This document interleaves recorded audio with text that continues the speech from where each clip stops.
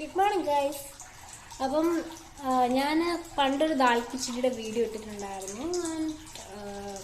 ആ ദാൽ കിച്ചടി എന്ന് വെച്ചാൽ വളരെ കൺസിസ്റ്റൻസി വാട്ടറി ഒന്നുമല്ല, ഭയങ്കര സോളിഡ് ആയിട്ടുള്ളൊരു ദാൽ കിച്ചടി ആയിരുന്നു. അതുപോലെ അത് ഭയങ്കര കോംപ്ലിക്കേറ്റഡ് ആയിരുന്നു. അതിനകത്ത് ഒത്തിരി വെജിറ്റബിൾസും ഒത്തിരി സാധനങ്ങൾ പൊടികളൊക്കെ ആണെങ്കിൽ ധാരാളം ഇട്ട്, ബട്ട് അത് ഭയങ്കര എക്സ്ട്രീം ടേസ്റ്റി സാധനമായിരുന്നു. എന്നാൽ അത് ദാൽ കിച്ചടി എന്ന് അത് അത്രയ്ക്ക് കറക്റ്റായിട്ട് ഇതിനെ വിളിക്കാൻ പറ്റില്ല എന്നാണ് എൻ്റെ ഹസ്ബൻഡ് പറഞ്ഞത്.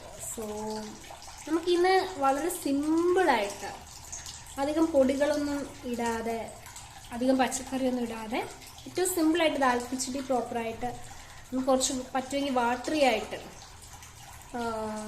ഇതൊന്ന് പ്രിപ്പയർ ചെയ്യാം. അപ്പം ഞാൻ അതിന് വേണ്ടിയിട്ടുള്ള സാധനങ്ങളൊക്കെ ഒന്ന് അടുപ്പിച്ചിട്ട് വരാം. എൻ്റെ കയ്യിൽ വെള്ളം എന്തോ ഉണ്ടായിരുന്നു, അതാ പൊട്ടിത്തെറിക്കുന്നത്. അപ്പോൾ എണ്ണ, ജീരകം, ചുവന്ന മുളകൊക്കെ ഇട്ടു. ഇനിയിപ്പോൾ ഉള്ളി, വെളുത്തുള്ളി, ഇഞ്ചിയും ചതച്ചതും പച്ചമുളകും കൂടെ ഇടാൻ പോവാണ്. അപ്പോൾ ഉള്ളി, വെളുത്തുള്ളി, ഇഞ്ചിയും ചതച്ചത്, പച്ചമുളക് എല്ലാം ഇട്ടിട്ടുണ്ട്. ഇനി ഇതൊന്ന് മൂക്കട്ടെ.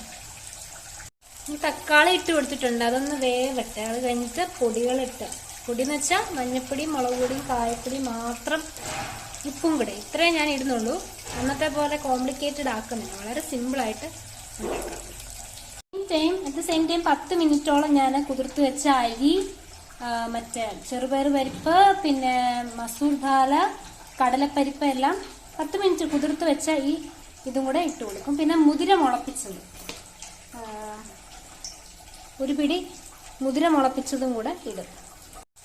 ഉപ്പും മഞ്ഞപ്പൊടിയും മുളക് പൊടിയും ഒക്കെ ഇട്ട് കൊടുത്തിട്ടുണ്ട്. ഞാൻ അടുത്തതായിട്ട് നമ്മുടെ സോക്ക് ചെയ്ത് വെച്ചിരിക്കുന്ന റൈസും പൾസസും എല്ലാം ഇട്ട് വെള്ളം ഒഴിച്ച് അതങ്ങ് അടച്ചു വെച്ച് വേവിക്കാം. ഞാൻ നേരത്തെ കാണിച്ച അത്രയും മുതിര ഞാൻ ഇട്ട് കൊടുത്തില്ല, കാരണം ഞാൻ 2 പിടി ഇട്ടുള്ളൂ.